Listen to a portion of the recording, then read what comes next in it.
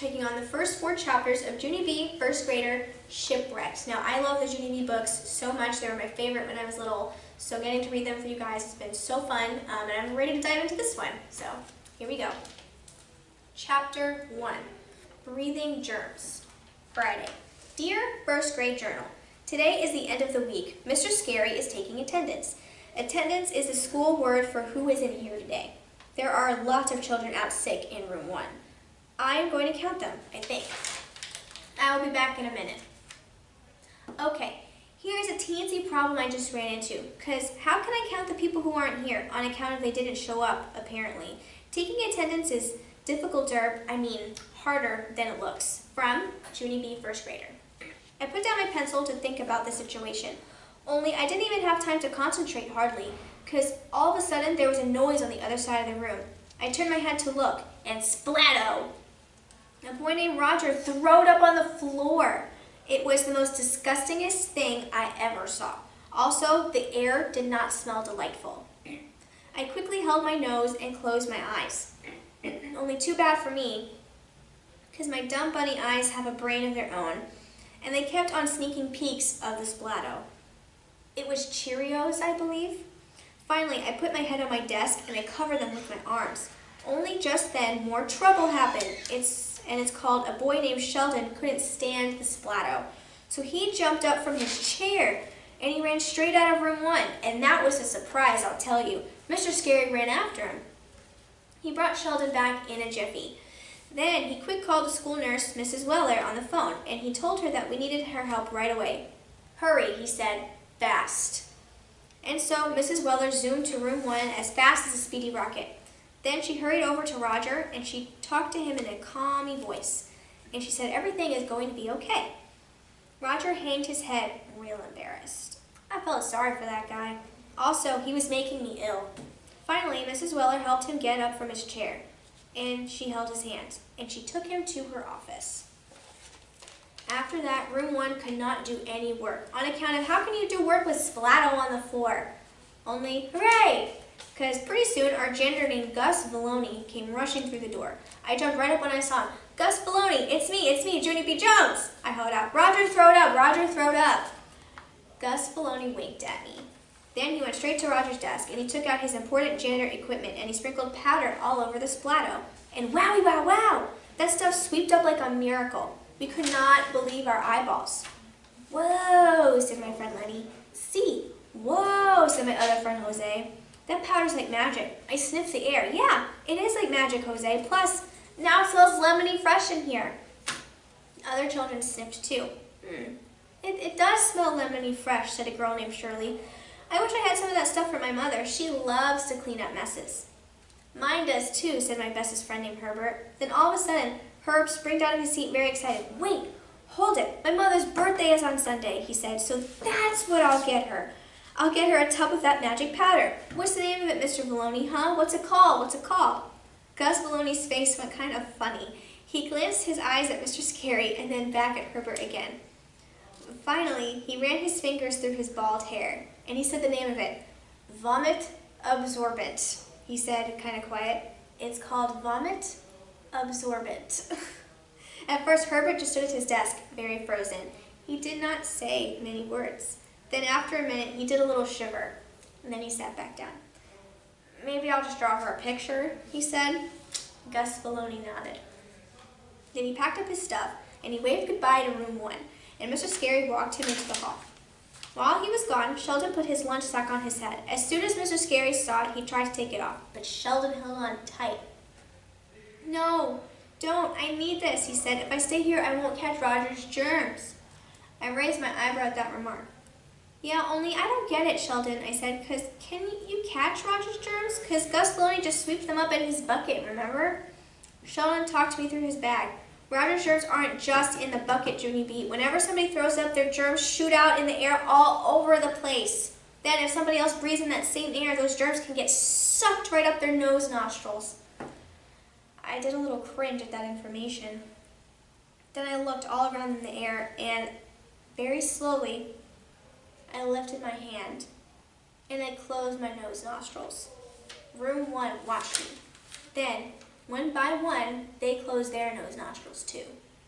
And so all of us held our noses tight with our fingers. And we didn't breathe for the whole rest of the morning. Silly, right? Chapter 2, letting go.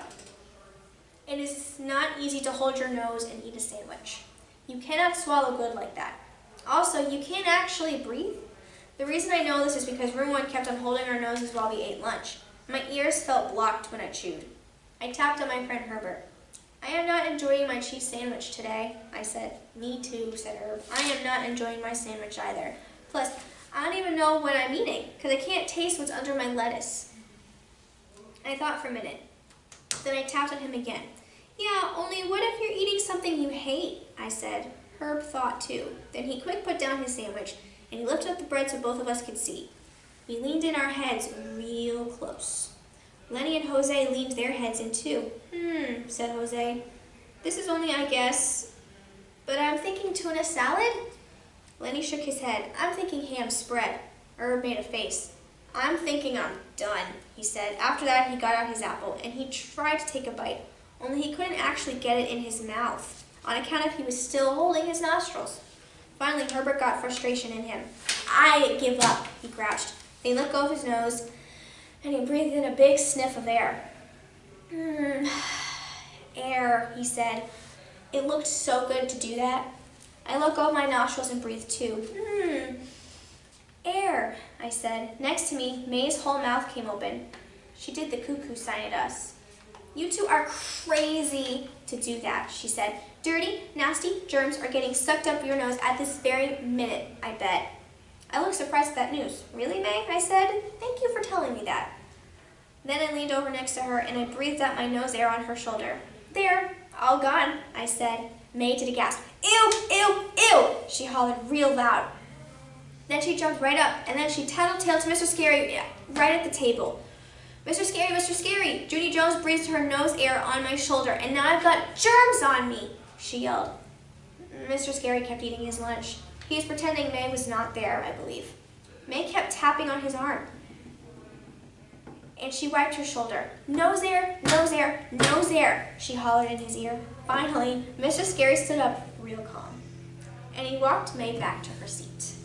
Boys and girls, I know that many of you are still worried about what happened to Roger this morning, he said. But I promise we'll talk more about this after recess, okay? But right now, I want all of you to release your noses and eat your lunch. He stood there and waited. One by one, all of us let go of our noses. Only not Sheldon. Instead, Sheldon ducked his head under the lunch table, and he said he was looking for a pickle. I peeked at him under there.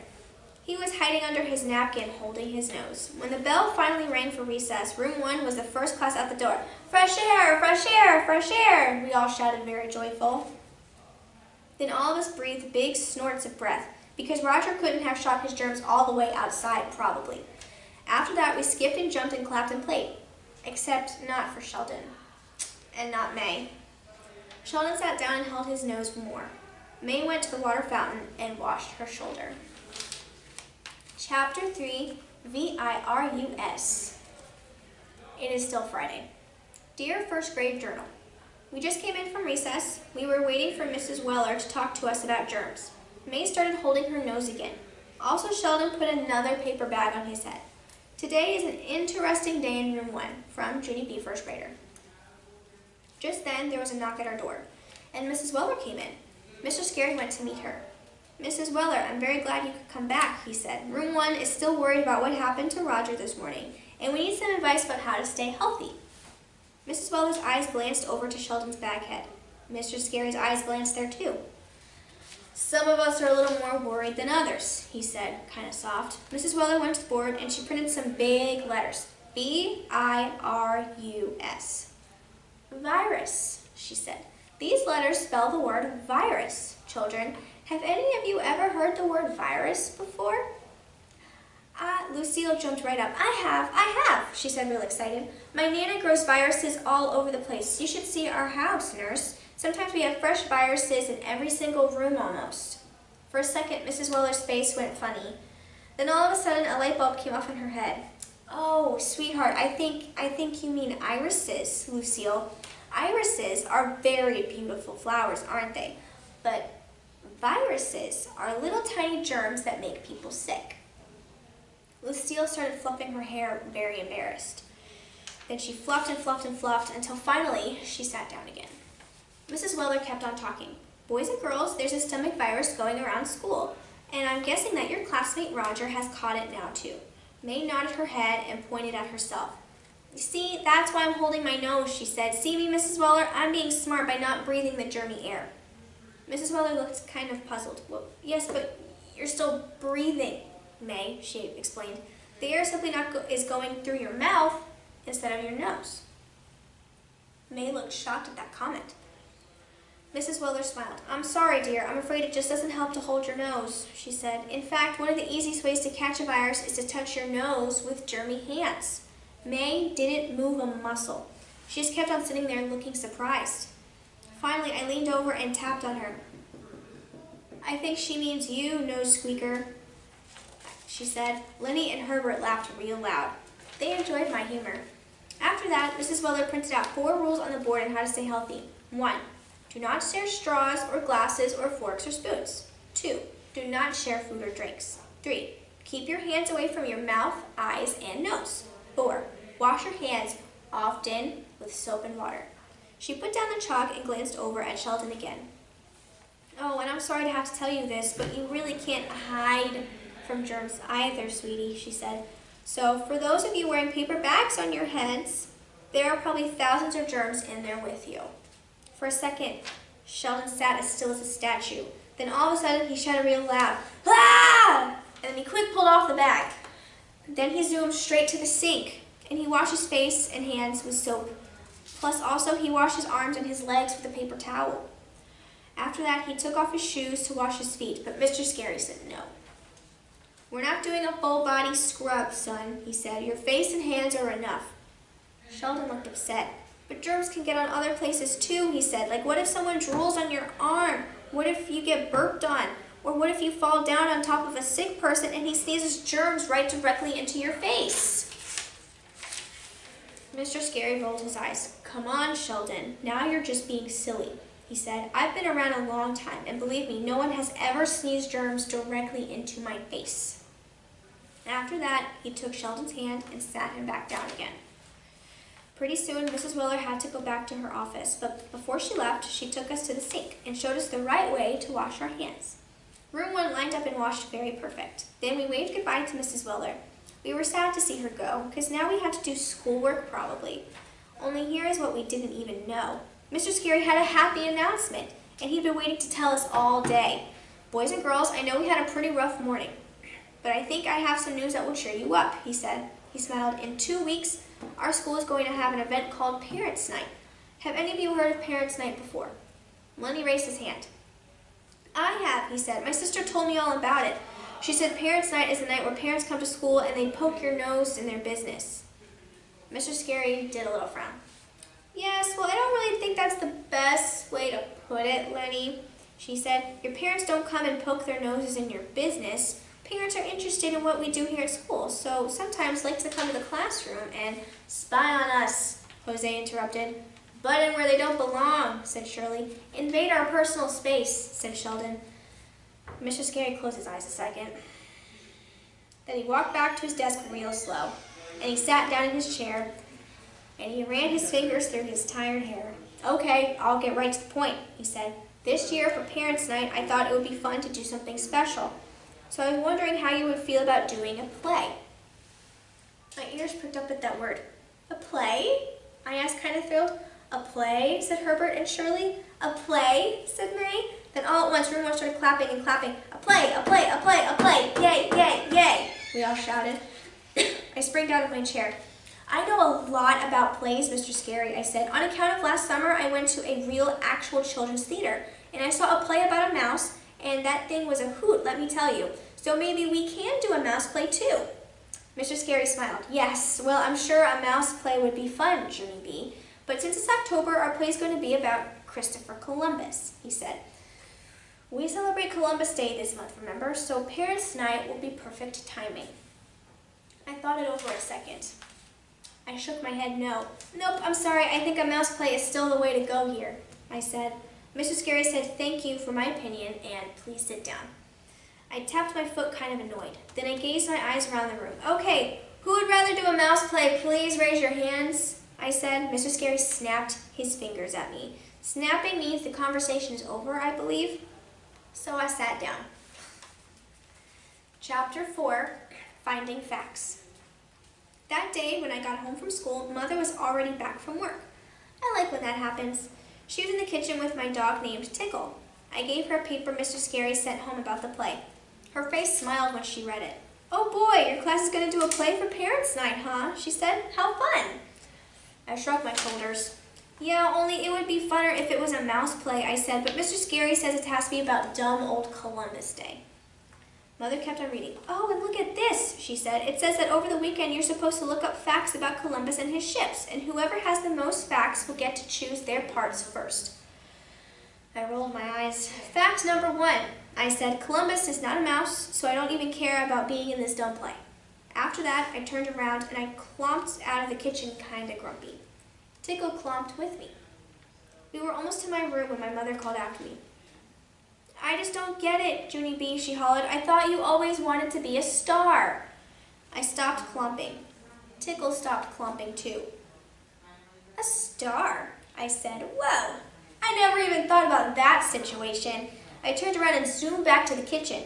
A star, I said. Like, I could really be a star, do you think?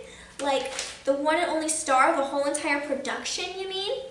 Mother grinned. Well, maybe not the one and only star, she said, but still, if you bring in the most facts about Columbus, you'll be able to choose any part that you want. Just then, my legs jumped all around, very excited. The star part, Mother, I said. I am going to choose the star part. I quick grabbed her hand. Let's go, hurry, hurry, we have to go to the library to get my facts right now. Mother undid my hand. Sorry, honey, we can't go now, she said. Ollie's right in the middle of his nap. And I don't have a babysitter. I slumped my shoulders, very glum. Darn it, I said. Darn it, darn it, darn it. That dumb old baby ruins everything. Mother wrinkled her eyebrows at me. Ollie's not dumb, Junie B, she said. He's a baby. And besides, you and I can go to the library tomorrow. Tomorrow will be plenty of time for you to collect your facts. She stood there for a minute. Or, she said, if you want to do it right now, we can look up some Columbus facts on the computer. How does that sound? I grabbed her hand again and pulled her to the desk. Perfect, I said real squealy. That sounds perfect. So me and Mother sat down at her desk and she typed the name of Christopher Columbus on her computer. And wowie, wowie, wow! A jillion pages came up about that guy because he was more famous than I thought. There were easy pages and hard pages. There were shorty pages and longy pages. And there were picture pages and poem pages. And there were even song pages. Me and Mother read the pages out loud together. I read the easy pages, she read the hard ones.